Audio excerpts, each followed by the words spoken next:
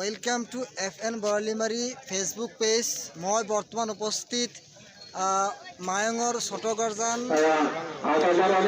মাধ্যমিক বিদ্যালয়ৰ খেলপথাৰত ইতিমধ্যে খেল আৰম্ভ হৈছে। আজি আঞ্চলিক খেল আছিলে, খেলৰ আজি ফাইনেল খেল আছিলে। খেল ইতিমধ্যে আৰম্ভ হৈছে।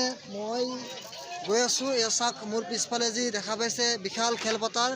খেলপথাৰত খেলুৱৈসকলে খেলিছে। এইফালে কমিটি বা পৰিচালনা লোকসকলে পৰিচালক কৰি আছে খুব ধুনীয়াকৈ। আমি কথা পাতিম। দিলীপ দা আছে আমাৰ সৈতে।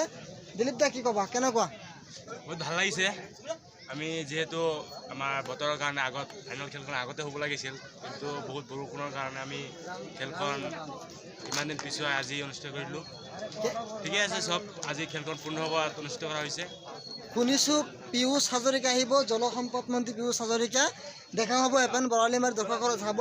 আমি এটা লগত কথা পাতিম। দাদা কি ক'ব, পীয়ুষ হাজৰিকা আহিবনে? অহাৰ সম্ভাৱনা আছে বিশেষকৈ, কিন্তু এতিয়া আমি গেৰাণ্টি দিব পৰা নাই। মায়ঙৰ যুৱ সাংবাদিক আমাৰ মিথুন দা আছে, ভাল ৰিপৰ্টিং কৰে। মায়ঙৰ সকলো সমস্যাৰ লগত তেখেত জড়িত হৈ থাকে। সদায় তেখেতে নিজৰ গতিত চলি থাকে। কাৰো লগত হিংসাত অথবা ৰাগ গুচা নাই। মিথুন দা কি ক'বা, কেনেকুৱা?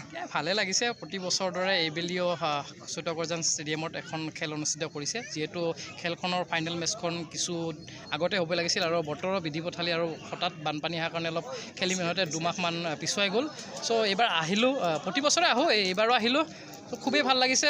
সকলোকে প্ৰথমতে কমিটিৰ সকলো সদস্যক ধন্যবাদ জ্ঞাপন কৰিছে। লগতে এইখন ষ্টেডিয়ামত যি খেল চলি আছে সেই খেল যাতে সমগ্ৰ মৰিগাঁও জিলাৰ দৰ্শকে যাতে চাই আহি যাতে সহযোগিতা কৰে, তাৰ বাবে আমি তেওঁলোকক আমি আহিবলৈ আমি অনুৰোধ জনাইছোঁ। আৰু বিশেষকৈ আজি যিহেতু বহুত গৰম আৰু প্ৰখৰ ৰ'দ, বিশেষ এনেকুৱা নকওঁ, তথাপিও ভাল লাগিছে। আহিছোঁ আৰু ভৱিষ্যতে আহি থাকিম।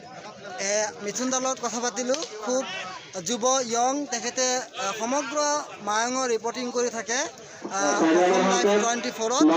আৰু তেখেতৰ লগত কথা পাতিলোঁ। এনেদৰে আমি ওলাম আৰু আমাৰ যি খেল চলি আছে খেলপথাৰ আমি পোনে পোনে দেখুৱাবলৈ